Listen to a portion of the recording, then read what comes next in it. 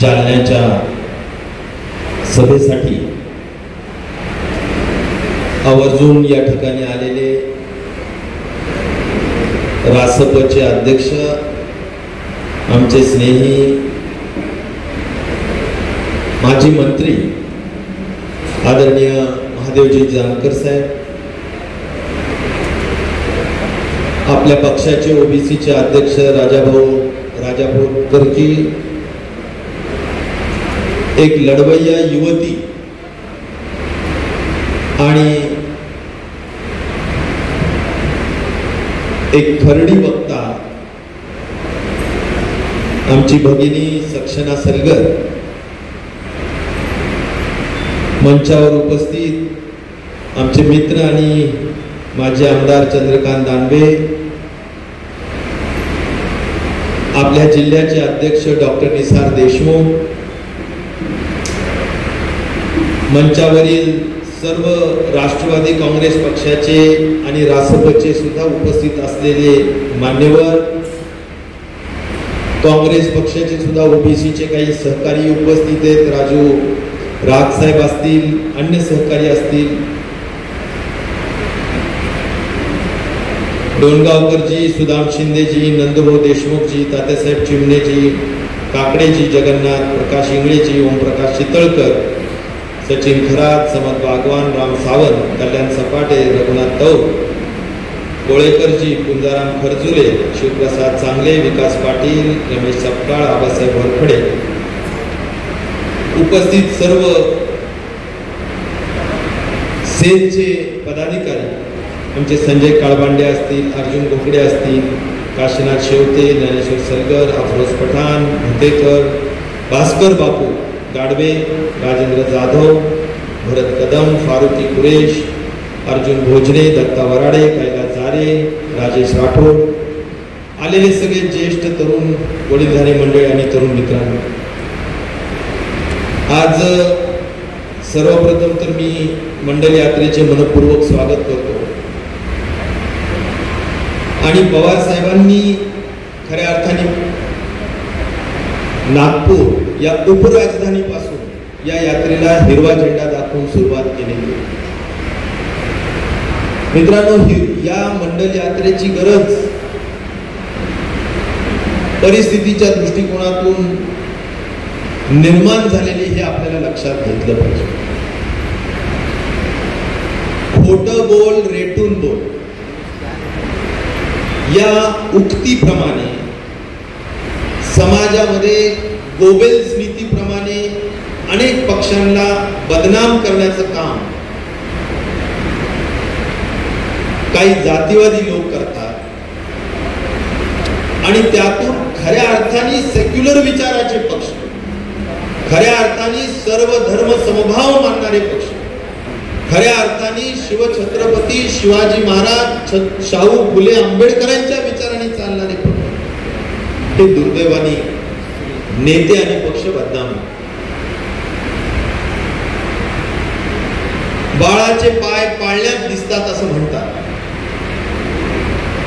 मला एक सांगा की अखंड आयुष्य पवार साहेबांचं जर आपण बघितलं, त्यांच्यावर अनेक पुस्तक आहेत, त्यांच्या अनेक घेतलेले धोरणात्मक पुरोगामी विचाराचे निर्णय आपल्या समोर आहेत आणि मग अशा पद्धतीनं पुरोगामी विचारांनी आणि धर्मनिरपेक्ष विचारांनी चालणारे नेतृत्व, की ज्या नेतृत्वाला एकदा महामानव डॉक्टर बाबासाहेब आंबेडकरांचं नाव दिल्यामुळं कदाचित त्या काळात गैरसमज पसरून सत्ता गमावी लागली, पण सत्ता गेली तरी बेहतर, आम्ही त्या महामानवाचं नाव दिल्याशिवाय राहणार नाही, हे वचनबद्धता पवार साहेबांनी पाळली. आणि तेवढंच नाही तर आज सुद्धा ज्या त्रासातून, ज्या त्यागातून ते जात आहेत, पक्ष फुटला असेल, घरदार फुटला असेल, तरी सुद्धा सेक्युलर विचार सोडायचा नाही या महत्वाच्या विचाराने आज त्यांनी या सगळ्या गोष्टी सातत्याने ते या विचाराने कार्य करतात. मी तुम्हाला जसं म्हणालो, मी तर पवार साहेबांचा दुसऱ्या पिढीतला सहकारी आहे. कर्मयोगी अंकुशराव टोपे साहेब हे आमचे शेवटच्या श्वासापर्यंत आमचे वडील त्यांच्याबरोबर. सांगायचा मुद्दा एवढाच की आपण जर बघितलं तर पवार साहेबांना ज्या ज्या वेळी असं वाटलं, तुम्ही त्यांचे कोणतेही निर्णय घ्या, जसं आता जानकर साहेबांनी सांगितलं की महिलांचं आरक्षण असेल, मुलींना मोफत शिक्षण देण्याचे विषय असतील, महिलांना आर्थिक दृष्टिकोनातून सबल करण्यासाठी वडिलांमध्ये नवऱ्यांमध्ये आर्थिक त्यांना संरक्षण देण्याच्या दृष्टिकोनातून घेतलेले प्रॉपर्टीचे निर्णय असतील, कोणतेही असो, हे सगळे पुरोगामी विचाराचे. आणि मंडल आयोग ज्याच्या जी यात्रा आपण या ठिकाणी स्वागताला जमलेलो आहोत, ती यात्रेचं कोण पहिलं मराठवाड्याचं महाराष्ट्रात त्याची अंमलबजावणी कुणी केली, तर पवार साहेब मुख्यमंत्री असताना त्याची अंमलबजावणी पवार साहेबांनी केली.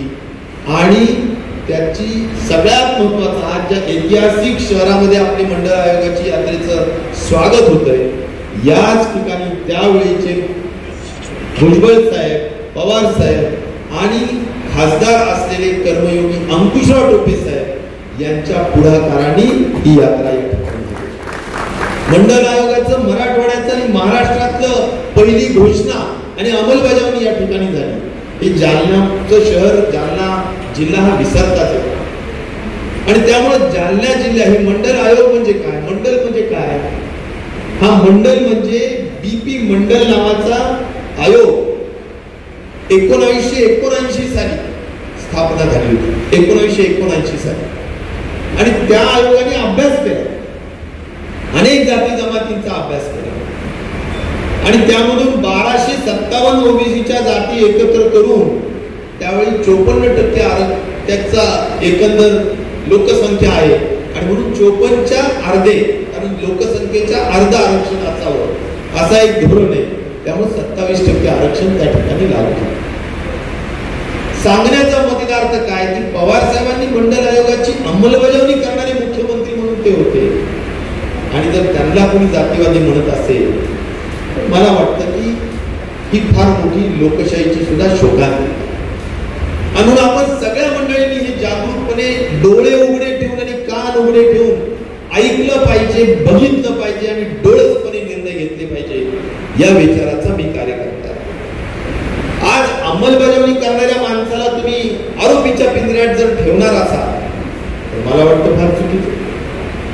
कोणीतरी स्वतःला डीएनए म्हणतायत, ओबीसीचे आम्ही डीएनए. पण डीएनए असाल तर मग मंडल आयोग तर पवार साहेबांनी लागू केलं. ते सोडा, ज्या ज्या छोट्या जाती कदाचित मुख्य प्रवाहातून आमदार होत नसतील, तुम्ही पवार साहेबांचे सगळे निर्णय मागचे काढून बघा. जसं आता अनेक उदाहरणं त्यांनी दिली. महादेव जानकर साहेबांनी की बाबांनो, आता धनगर समाज असेल, बंजारी समाज असेल, ओबीसी मधले मोठे समाज, माळी समाज असेल, अन्य अजून छोटे छोटे समाज असतील, मुस्लिम मधले ओबीसी समाज असतील, मी तुम्हाला सांगतो अशा सगळ्या समाजांना जर कोणी मुख्य प्रवाहातून निवडून येत असेल तर मागच्या दाराने का होत नाही, पण विधान परिषदेमध्ये आणण्याचं पुण्याचं काम कोणी केलं असेल तर ते पवार साहेब. मी कितीतरी उदाहरण देईन, कारण आम्ही पवार साहेबांबरोबर काम करतो. मी तुम्हाला सांगतो, आपल्याला माहिती असेल या जिल्ह्याचे पालकमंत्री कोण होते माहिती? आम्ही जेव्हा जस्ट कॉलेजमधून राजकारणात आलो, सांगली जिल्ह्याचे शेंडगेबाब, धनगर समाज, त्यांना आपण पालकमंत्री केलं, इथं आणलं. त्यांचाच मुलगा रमेश शेंडगे विधानसभेतून निवडून जाऊ शकत नव्हते, विधान परिषदेतून आणले. आपल्या मराठवाड्यातले तुम्हाला माहिती असतील की रामराव वडकुते परभणीचे धनगर समाजाचे, मागच्या दाराने विधान परिषदेतून आणले. पवार साहेब साहित्य प्रेमी आहेत आणि त्यामुळे साहित्य प्रेमी मधलं आपले धनगर समाजाचे महानोर कैलासवासी कोणी दिलं त्यांना विधान परिषद? एकदा दोनदा 12-12 वर्ष पवार साहेब. कधी जात पात हा बघण्याचा विषय नाहीये त्यांच्या दृष्टिकोनातून, किंवा जर बघितलंच तर माझा मंत्रिमंडळाचा चेहरा हा सर्व जातीनं युक्त असला पाहिजे. तुम्ही पवार साहेबांचे मंत्रिमंडळातले चेहरे बघा, त्यात मुस्लिम असणार, त्यात ओबीसी असणार, मागासवर्गीय असणार, महिला असणार, सर्व बीजेपी असणार, असा एक समाज घटक नाही की ज्याच्यात पवार साहेबांचा लक्ष नसतं. सगळ्यांना घेऊन चालणारे नेतृत्व, सर्व समाज घटकाला ताकद देणारं नेतृत्व. आणि म्हणून मला सांगायचं, मग वंजारी समाजामध्ये असतील, उषा दराडे मागच्या दराणी का होत नाही, पण एक शिकलेली महिला आहे बीड जिल्ह्याची, विधान परिषदेवर गेली. धनंजय मुंडे निवडून येऊ शकले नाही पहिल्या निवडणुकीत, लगेच विधान परिषदेवर घेतलं, विरोधी पक्ष नेता केलं. कुणी केलं? पवार साहेबांनीच केलं. आणि त्यामुळे कितीतरी उदाहरणं देता येतील. मागासवर्गीय बांधवांमधले पंडाबळे असतील, जय भीम मधले अन्य लोक असतील, कितीतरी मी नावं सांगू शकेल. रामदास आठवले मंत्री केलं, खासदार केलं, सगळ्या पद्धतीने सोशल इंजिनिअरिंग करणारा नेता म्हणून आदरणीय पवार साहेबांचं नाव. एकेकाळी पवार साहेबांच्या नेतृत्वाखाली 5-6 खासदार, मग त्यात आंबेडकर साहेब असतील, आठवले साहेब असतील, सगळ्यांना खासदार करण्याचं काम प्रॉपर सोशल इंजिनिअरिंग करून त्यांना मुख्य दरवाजातून लोकसभेवर पाठवण्याचं काम सुद्धा पवार साहेब. आणि त्यामुळे कोणत्या समाजाला पवार साहेब घेऊन चालत नाही, सगळ्यांना घेऊन चालत. नुसतं मराठा समाजाचं एक कुठेतरी शिक्का मारून सांगायचं असा भाग नसतोच आणि नाहीच. आणि त्या दृष्टिकोनातून सर्व समाजाला घेऊन चालणारे आदरणीय पवार साहेब हे प्रामुख्याने मला या ठिकाणी आपल्याला सांगितलं पाहिजे. आणि त्यामुळं खोटं बोल रेटून बोल ह्या ज्या काही गोष्टी आहेत ह्या जरा आपण कुठेतरी अंतर्मुख होऊन विचार केला. मला आपल्याला सांगितलं पाहिजे मित्रांनो की या मंडल आयोगाच्या अंमलबजावणीमुळे, शरद पवारांनी निर्माण केलेल्या अंमलबजावणीमुळे जे जे काही सांगितलं, त्या संजय काळबांडे भाषण केलं, अनेकांनी भाषण केलं की बाबा तुम्ही जिल्हा परिषद, पंचायत समिती, ग्रामपंचायत सगळ्या ठिकाणी जे कोणी आज जिल्हा परिषदेवर जाऊ शकले ते कशामुळे? मंडल आयोगाच्या अंमलबजावणी. कायदा झाला. सक्षमताईंनी अतिशय चांगल्या पद्धतीने मार्गदर्शन करत असताना काही आम्हाला सूचना केल्या की भैया साहेब तुम्ही खऱ्या ओबीसीलाच न्याय द्या. म्हणजे काही तुम्हाला राजेश भैयावर संशय येऊच कसा शकतो? मला पहिला प्रश्न. मी तुम्हाला सांगतो, मी शरद पवारांचा कार्यकर्ता आणि त्यामुळं जे हक्काचे आरक्षणाचे असतात ते तर मिळतातच, पण ओपनच्या जागेवर सुद्धा आरक्षणाला न्याय देण्याचं काम आहे. किती उदाहरण होता पवार साहेबांनी सांगितलं, तुम्ही सांगितलं म्हणून मी 2-4 उदाहरण केले. इथं बसलेले असते सोसे साहेब उभा राहा. आता यांची आई हे वंजारी समाजाची, माझ्याजवळ 16 पैकी 12-13 लोक पंचायत समिती घनसावंगीला होते. ओपन महिलेची जागा होती, पण ओपन महिलेच्या जागेवर यांच्या आईला वंजारी समाजाच्या एका महिलेला आम्ही सभापती केलं. इथं समोर वडीगोद्रीचं कोणी आहे का इथं? आता वडीगोद्रीचं ते बघा, ते वडीगोद्रीचे काय, हे सगळे धनगर समाजाचे हे जे उभे ते सगळे. आता वडीगोद्रीमध्ये माझ्या विरोधात जो माणूस उभा राहिला 25,000 मतं घेतले, त्याच्या सख्या भावाला ओपन म्हणजे ओपन पुरुष, त्या जागेवर त्याला मी सभापती केलं पंचायत समिती. आणि इथं कितीतरी आहेत. आता इथं कुठे गेला बाळू वगैरे, इथं कितीतरी ओपनचे सुद्धा काही लोक असतील, त्यांना बाजूला ठेवून सोसेनला केलं त्यावेळेस सुद्धा कितीतरी मराठा समाजाचे ते बाजूला ठेवून. आता नगरात आपल्या इथं कोण आहेत? अंबड शहरातले कोणी आहेत का रे बाबांनो? इथं बस. आता या ठिकाणी ओपनचं नगराध्यक्ष होतं. ओपन माझ्याजवळ ओपनचे कितीतरी होते. सावंत होता, भोरे होते का नाही? सगळे असताना माळी समाजाच्या काका कटारेला 5 वर्ष नगराध्यक्ष ठेवलं. 5 वर्ष नगराध्यक्ष ओबीसी समाज ओपन मध्ये. म्हणजे हे आम्ही एक पाऊल पुढे जाऊन मागे नाही. आणि हे सोडा, माझे कारखाने घ्या, सूतगिरण्या घ्या, समर्थ बँक घ्या, ही जाता हे बोलतोय तुम्हाला ते कोण आहे? माळी समाजाचे डायरेक्टर आहेत माझे, समर्थ बँकेवर डायरेक्टर आहेत. तिथं कोण आहे? हे धनगर समाजाचे आहेत आमचे, कारखान्यावर डायरेक्टर आहेत. अजून कितीतरी आहे. सांगायचा मुद्दा असा आहे की आम्ही कधीच कोणतीच संस्था, कोणतं संघटना असो, काही असो, सगळ्यांना घेतल्याशिवाय करू शकतो. आणि त्यामुळे मला आपल्याला सांगायचं की हा विषयच नसतो, आमच्या डोक्यातच विषय नसतो. आणि त्यामुळं सगळ्यांना घेऊन चालतो. आणि काही काही लोकांना तर जाणीवपूर्वक देतो, काहींना पात्रताही असते, ओबीसी मध्ये पात्रता असते, कदाचित ओपन पेक्षाही कदाचित जास्तही असू शकते एखाद्यामध्ये, दिलं पाहिजे.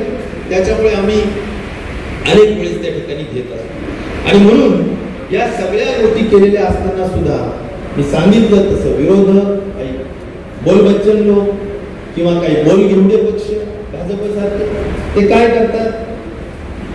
रेटून खोटं बोलतात आणि मग त्याच्यातून कधी कधी गैरसमज पसरवतात.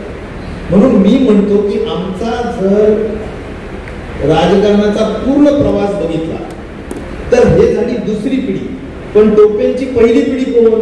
तर कर्मयोगी अंकुशराव टोपे, जे तुमचे पण मित्र आहेत किंवा तुम्ही पण त्यांना खूप आदर्शस्थानी मानता, महादेव जानकर सर. या जिल्ह्यामध्ये ज्यावेळी हा पहिला जिल्हा निर्माण झाला जानकर साहेब, तो झाला 1991 ला. आणि त्यावेळी पहिल्यांदी जिल्हा परिषद निर्माण झाली. तर जिल्हा परिषदेमध्ये त्यावेळी आरक्षण ओबीसी नव्हतं, दोनच आरक्षण होते, एससी आणि ओपन. 81 ला झाला, पण जिल्हा परिषद पहिली जी झाली ती एकट्या मुलाला. पण 55 पैकी आमच्या जवळ पूर्ण त्यावेळी बऱ्यापैकी मराठा समाज राजकारणात जास्त असायचा. बऱ्यापैकी मराठा समाजाचं जबरदस्त नेतृत्व, मोठे मोठे नेते होते, मोठे मोठे म्हणजे लोकनेते होते, मी तर म्हणेल असे चांगले झाले. पण त्या सगळ्यांना बाजूला ठेवून एक अभ्यासू, एक हुशार, बोलण्यात वक्तृत्वात चांगला असलेले ज्ञानदेव बांगर हे या जिल्ह्याचे पहिले जिल्हा परिषद अध्यक्ष होते. पहिले जिल्हा परिषद. तुम्ही मला सांगा, हे आरक्षण, जातीवाद आणि आता काहीतरी असेल, त्यावेळेस तर काहीच विषय नव्हता. पण तरी सुद्धा जर अंकुशराव टोपेंनी, बरं मध्ये एकदा त्यांना बाळासाहेब पवार आमचं त्यांचं जरा असं होतं त्यावेळी खासदार, त्यांनी त्यांना काढलं, म्हणजे अविश्वास ठराव म्हणून काढलं. आम्ही एवढी जंगजंग पछाडली, पण पुन्हा त्यांना 1 मतांनी गेलेला अविश्वास ठराव 15 मतांनी परत त्यांना बसवलं आणि ज्ञानदेव बांगरांनाच पुन्हा बसवलं. सांगायचा मुद्दा हा आहे की कधीच मी ताईंच्या उत्तराला मुद्दाम जरा जास्त स्पष्टीकरण देतो, म्हणजे त्या तसं बोलले नसते तर कदाचित मी बोललोच नसतो. सांगायचा मुद्दा एवढा की आम्ही सगळे जण आणि इथं तर काही आमचे विरोधक तुम्हाला सांगतो. आता साष्ट पिंपळगाव सर्कलचे कोणी आहेत का रे? आता त्या जागेवर आपण ओरिजिनल दिला वंजारी समाजाचा, जो संजय काळबांडे आता त्यांनी भाषण केलं, त्याला जिल्हा परिषदला तिकीट दिलं.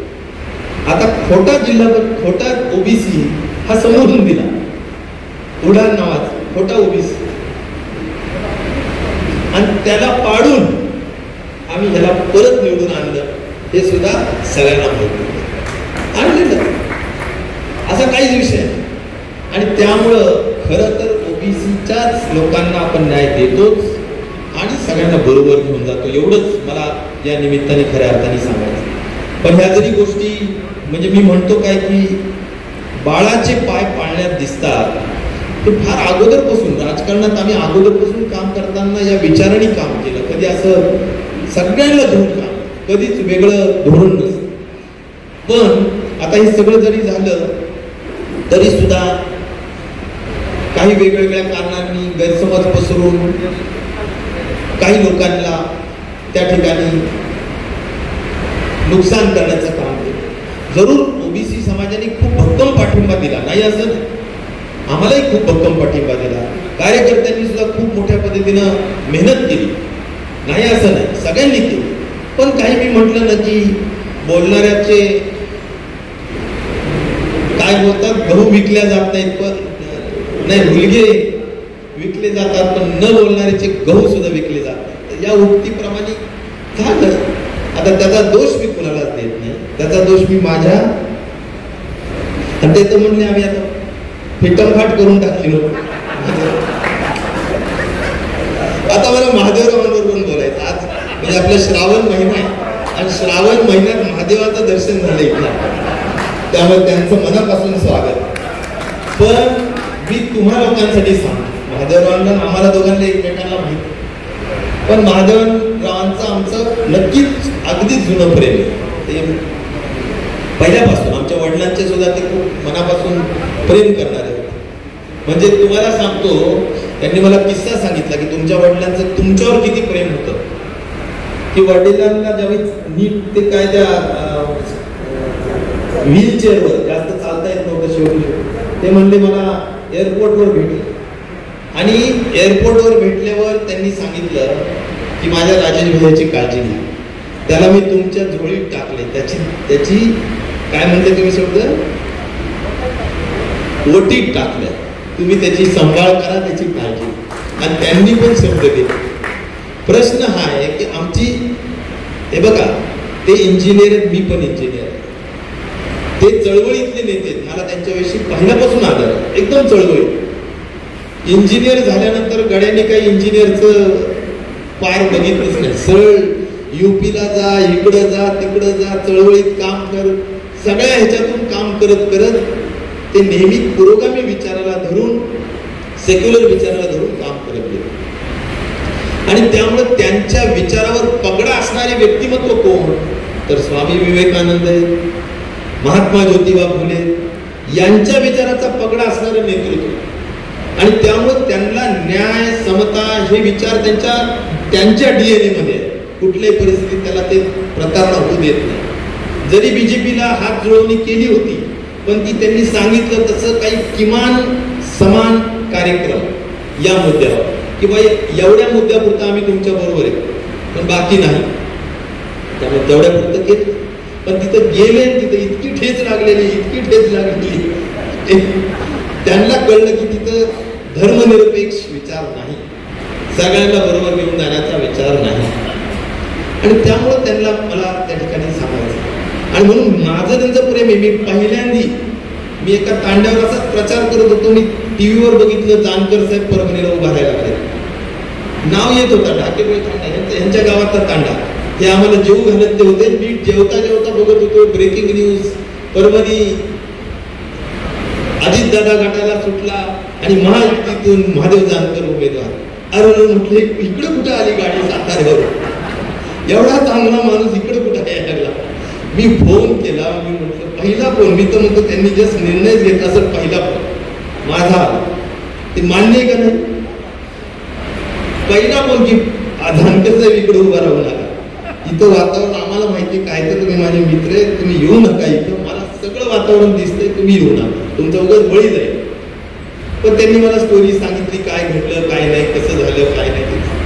पण ते त्यांना पवार साहेबांनी तिकडं माड्यातून तिकीट दिलं होतं, पण ते त्यांनी स्टोरी सांगितली आणि ते इथं. आता मी एका चांगल्या माणसाच्या विरोधात व्यक्तिद्वेष म्हणून कधीच प्रचार केलेला नाही. मला इथं बसलेल्या कुणी पण सांगा, व्यक्ती, मी नाव सुद्धा जानकर साहेब तुमचं घेतलं नसेल, अख्ख्या ज्या 2-4 सभा घेतल्या कधीच नाही, कारण व्यक्तिगत आदरच.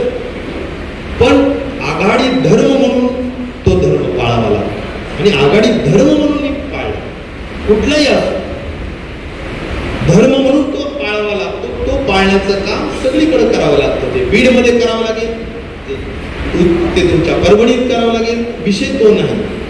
प्रश्न तो धर्म म्हणून पाळण्याचा विषय असतो. तिथं मी पवार साहेबांचा एक कार्यकर्ता, शिपाई म्हणून आपल्या पक्षाच्या उमेदवारांना किंवा आघाडीचा धर्म पाळण्याचं काम करतो. पण व्यक्तिद्वेष कधीच नाही. मुंडे परिवाराविषयी सुद्धा असा व्यक्तिद्वेष कधीच नाही, कधीच नाही, म्हणजे कधीच नाही. गोपीनाथराव मुंडेपासून कधीच नव्हता.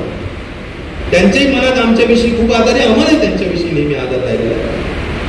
पण प्रश्न एवढाच आहे की आपण आघाडी धर्म पाळतो, त्या दृष्टीतून जरा दुर्दैवाने ती घटना घडली आहे, पण ती आता दुरुस्त झालंय, बरं झालं. आणि आता तर म्हणजे ब्रह्मचारी असणाऱ्या माणसांनी शब्द टाकून सांगितलं की आता आपण पुढच्या वेळेस करायचं, आणि त्याबद्दल मी तुमचा शतशः आभारी आहे. आणि मला विश्वास आहे की आमचा मतदारसंघ धनगर समाज प्रचंड आहे आणि तुमच्यावर प्रेम करणारा समाज मोठा आहे. त्यामुळं तुम्हाला मतदान बघा किती पडले, प्रचंड मतदान पडले. असं काय नाही, ठीक आहे, पराभव जीत हार चालू असते, पण मतदान तुम्हाला प्रचंड पडले. आणि त्यामुळे तुम्ही एक लढवय्या नेता आहे, मनात कुठली कपट कारस्थान नसलेला व्यक्ती आहे आणि चळवळीतला माणूस, गोरगरिबांप्रती पोटतिडीक असणारा माणूस आहे. हे मी तुम्हाला सर्टिफाईड तिकीटवर लिहून देऊ शकतो की एक चांगला व्यक्ती, आणि त्या दृष्टिकोनातून ते पण चांगलं काम करतायत. त्यांच्या सुद्धा कामाला, आणि आता जरा आपण सगळीच नोट चांगली बांधू, काय जी वकिली करायची असेल ती पण आम्ही करू, आमच्या पक्षातही करू. रासपला काय जिथे तिथे योग्य तिथे देण्याचा 100% वाटा आपण करू. आणि त्यामुळं मला एवढंच सांगायचं की जरा आपण सगळे मिळून उद्याच्या जिल्हा परिषदा, पंचायत समित्या, नगरपालिका या सगळ्यांच्या दृष्टिकोनातून आपण सगळ्यांनी एकीनं काम केलं पाहिजे, अशी माझी आपल्याला सगळ्यांना विनंती. राजकारणाबद्दल या सगळ्या गोष्टींबद्दल आपण बोललो, पण मुख्य मला एवढंच सांगायचं आहे की मित्रांनो, शेतकरी वर्ग आज फार उदास आहे. तुम्हाला सांगतो, मला रोज लोक भेटतात, अनुदानाचे पैसे आलेले नाही. आपले अनेक सरपंच रोजगार हमी योजनेचे काम टक्केवारीने आणले, 10%, 15% देऊन आणले, पण आज वर्ष झालं तरी सुद्धा त्यांचे पैसे मिळत नाही. रोजगार हमी योजनेचे हक्काचे कुशल कामाचे पैसे मिळत नाही, आणि त्यामुळं तिथं लोक परेशान आहेत. आज तुम्हाला सांगतो, बांधकाम विभागाचं एका विभागाचं दायित्व म्हणजे देणी केलेल्या कामाचे बिलं देणं 30,000 कोटीचे, तरी अजून दिलेले नाही. जलसंधारणाची तीच परिस्थिती आहे. जलजीवन योजना बंद पडली आहे सगळ्या गावागावांमध्ये. किती सरपंच आलेले असतील तुम्ही बघा, कॉन्ट्रॅक्टर काम करत नाही. कारण काय? पैसेच नाही. आणि त्यामुळे या सगळ्या गोष्टी जर आपण बघितल्या तर लोक एकदम त्रस्त आहेत. आणि म्हणून निराधाराचे असतील, विहिरींचे असतील, घरकुलांचे असतील असे पैसे मिळत नाही. 95-5 योजना असेल, 85-15 असेल, 25-15 असेल, योजनेचे पैसे मिळत नाही. अनेक वेगवेगळे गाजरं दाखवून निवडणूक लढवली. काय सांगितलं? पहिलं सांगितलं की आम्ही कर्जमाफी देऊ. दिली का कर्जमाफी? या सगळ्या गोष्टी जर आपण विचार केला तर मला असं म्हणायचं की अगदी तुमची लाडकी बहीण जरी घेतलं तर त्याचे पण पैसे वाढवून देऊ असं सांगितलं. ते पण वाढत नाहीत, उलट त्याच्यात इतक्या अटी शर्ती लावल्या की लाडक्या बहिणीची सगळी संख्या आता घटली. म्हणून एकंदर जर बघितलं तर सर्व समाजाच्या आणि सर्व घटकांच्या दृष्टिकोनातून एक मोठी उदासीनता. ज्या काही गोष्टी घडल्या असतील, ईव्हीएम झालाय, राहुल गांधी म्हणतात त्या पद्धतीनं मतचोरी झाली, काय काय घडलं असेल ते आता त्याची जे काय असेल ते तुम्हालाही माहिती, आपण पण त्याच्या योग्य पद्धतीनं माहिती घेऊ. पण मित्रांनो, आपण काम करत राहिला पाहिजे. मला असं वाटतं कुठंच खचून न जाता, कुठंच नाउमेद न होता काम करेल तो खरा पुरुषार्थी माणूस म्हटलं पाहिजे. आणि आपण पुरुषार्थ धरून काम करा अशी माझी तुम्हाला मरगळ झटका, सगळेजण मरगळ झटका, जोरात काम करा. संघटनेत काय योग्य ती बदल करायची असेल ती आपण करूया. चांगले सक्षम तरुण मुलांना पुढाकार घेऊन काम करण्याला संधी देऊया. जे तुम्हाला पाहिजे असतील तुम्ही सांगा, तुमच्यातले कोण तरुण मुलं पाहिजे, सेल मधले काय बदल करायचे असतील ते बदल करूया. मला सर्व पदाधिकाऱ्यांना एकच सांगायचंय, बाबांनो, काम करणाऱ्याला पुढची द्या त्या पदाची. उगीच विनाकारण आपणही सगळ्यांनी मोठ्या मनाने जरा त्या पद्धतीनं काही मार्गदर्शनाच्या भूमिकेत राहा आणि काहींना फील्डवर उतरून काम करण्याची संधी द्या, अशी सुद्धा माझी या निमित्ताने विनंती. आणि त्यामुळं आपल्या सगळ्यांना माझं सांगणं आहे की या माध्यमातून आपल्याला काम करायचं. ओबीसी घटकाला अधिक विश्वासात घेऊ, अधिक चांगलं काम करू. माझं तर स्पष्ट म्हणणं आहे की सगळ्यांनी मदत केली, ओबीसी घटकांनी खूप मदत केली, सर्व मराठा समाजाने मदत केली, सगळ्यांनी केली. होत असतं, काही ऍक्सिडेंट असतो.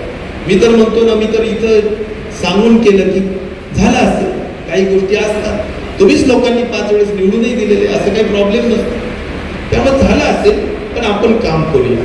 आपली बांधिलकी सामान्य माणसाची, आपली आपली बांधिलकी गोरगरीब लोकांची, आपली नाळ ती सामान्य माणूस, ओबीसी, गोरगरीब लोक, शेतकरी वर्गाशी जोडलेली आहे आणि त्याच्या हिताची जपवणूक करण्याचं काम तुम्ही आम्ही सगळे मिळून निश्चित प्रकारे करू. हाच मंडल यात्रेचा आजचा महत्वाचा विचाराचा गाभा आहे. सर्वांना घेऊन काम करू.